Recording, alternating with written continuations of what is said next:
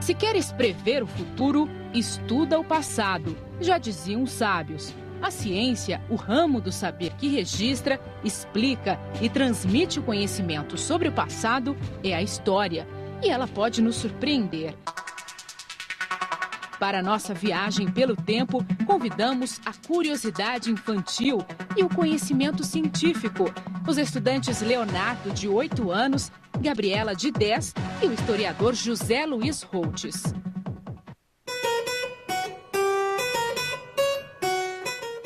Quando a Vila Nossa Senhora dos Prazeres de Itapetininga foi oficialmente criada, no dia 5 de novembro de 1770, ela era assim. Calma, isso não é uma imagem da época, até porque a fotografia só seria inventada um século mais tarde. É uma maquete montada a partir de citações históricas contidas em documentos originais. Era um vilarejo que cresceu ao redor de uma igrejinha. Muita gente não sabe, mas estamos diante de uma verdadeira relíquia. 4 paredes e um teto que contam um pedaço importante da história de Itapetininga. Essa aqui é a construção original de uma das primeiras casas da cidade. Fica aqui na Vila Camarão. Foi erguida no início do século XIX e serviu de pouso para os tropeiros. Na época, Itapetininga tinha apenas 36 casas, todas muito parecidas com essa. Então, como eu estava falando para vocês, Itapetininga era assim, tinha a floresta em volta e tinha várias casas, como esta casa aqui, tinha várias casas, uma distante da outra, que formava a vila de Itapetininga.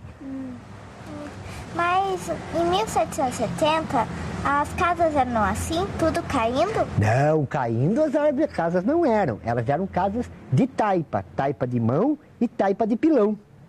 O que é taipa? Taipa é a construção de casas de barro.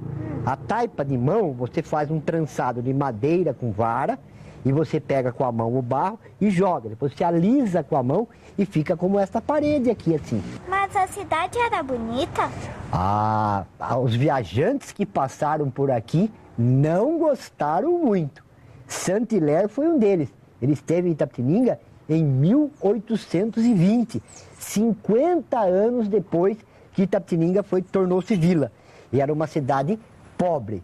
Segundo o Saint-Hilaire, ele escreveu um livro bastante interessante. O livro é Viagem à Província de São Paulo. E nesse livro da Viagem à Província de São Paulo, ele fala sobre Itapetininga e diz quanto Itapetininga era pobre e vazia.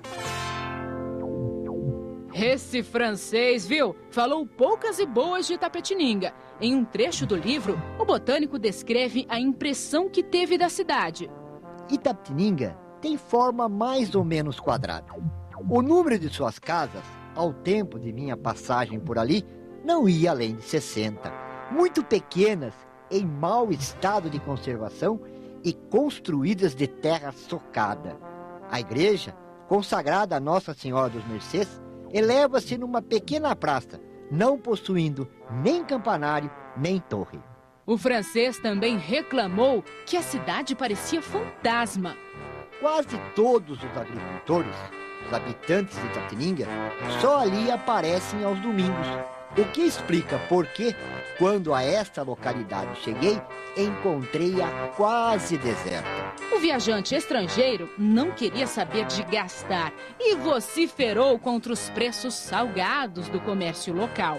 Há, entretanto, várias vendas e lojas, mas as primeiras, principalmente, eram mal abastadas. Paguei os objetos que tive necessidade de comprar com um aumento de 100% sobre os preços concorrentes em São Paulo. O ano era 1890 e naqueles tempos a população tinha o costume de caçar perdizes. Quem poderia imaginar? Foi em uma dessas aventuras, entre um tiro e outro de espingarda, que se iniciava um capítulo de peso da história de Itapetininga. Os caçadores eram os irmãos Gabriel e Peixoto Gomide. O primeiro, juiz de direito. O segundo, senador. Também participou da caçada Fernando Prestes, ilustre deputado e presidente do Partido Republicano Paulista. Nos campos de Itapetininga, eles buscavam perdizes e colocavam a conversa em dia. Foi quando Peixoto Gomide comentou com os companheiros que o governador Bernardino de Campos pretendia instalar uma escola normal no interior de São Paulo. Daí, todos assumiram o compromisso de trazê-la para Itapetininga. Estava plantada a semente que, mais tarde, se transformaria em árvore frondosa.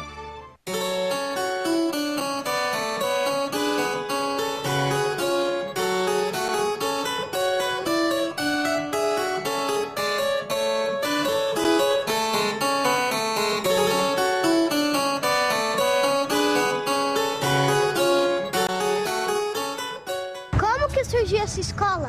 Essa escola tem uma história bastante interessante. Ela começou por volta de 1850, quando surgiu a ideia de construir uma escola no interior do estado de São Paulo. Só São Paulo tinha escola, que era a Escola Caetano de Campos. Aí a cidade se movimentou e a escola veio para Itapetininga. Chamava-se Escola Complementar ou Escola Normal. Ou seja, era escola que formava professores. E esses professores iam para todos os lugares do estado de São Paulo.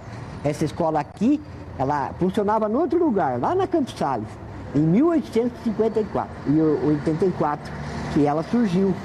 E aqui, neste local que nós estamos, que é a escola Peixoto Gomide, que foi uma obra do Ramos de Azevedo, ela foi inaugurada em 1901. Qual a importância dessa escola? Essa escola é muito importante. Quase todos os professores de todo o estado de São Paulo formaram aqui, na Peixoto Gomide. Inclusive, eu estive em Lençóis Paulista, uma cidade lá no oeste, e o nome da escola é Antônio Esperança de Oliveira. E eu fui querer saber quem era o Antônio Esperança de Oliveira. O Antônio Esperança de Oliveira era um filho de uma ex-escrava e de um sapateiro. E a mãe dele queria que ele fosse alguma coisa na vida, crescesse na vida, né? Então ele veio aqui para essa escola, estudou aqui e foi o primeiro professor lá em Lençóis Paulista. E depois ele acabou sendo diretor da escola de lá e a escola recebeu o nome dele, Antônio Esperança de Oliveira. E assim como o seu Antônio Esperança de Oliveira, muitos outros professores estiveram em várias cidades do Brasil. Em vários locais que você vai, sempre tem um professor naquela época que tinha sido formado aqui em Itapetininga.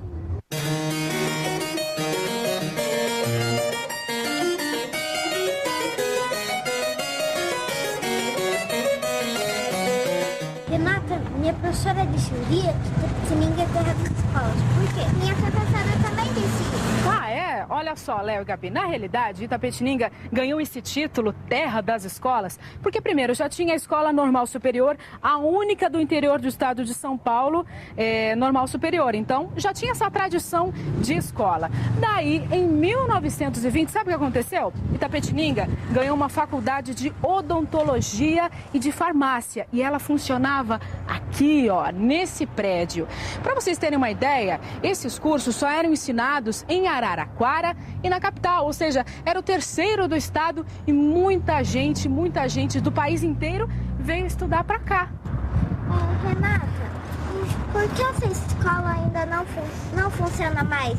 Pois é, não funciona mais, né? Essa escola não funciona mais, não oferece mais esses cursos. E quem vai explicar pra gente, Gabi, é o nosso historiador. Renata, criançada, essa escola funcionou, era uma escola particular. E ela tinha Araraquara e São Paulo como concorrentes. E gente de todo o estado, de todo o Brasil, veio estudar aqui em Itapetininga. Aí houve uma concorrência e essas escolas não gostaram da concorrência. Daí eles pegaram e denunciaram a escola como ela estivesse vendendo diploma e fosse um curso muito fraco.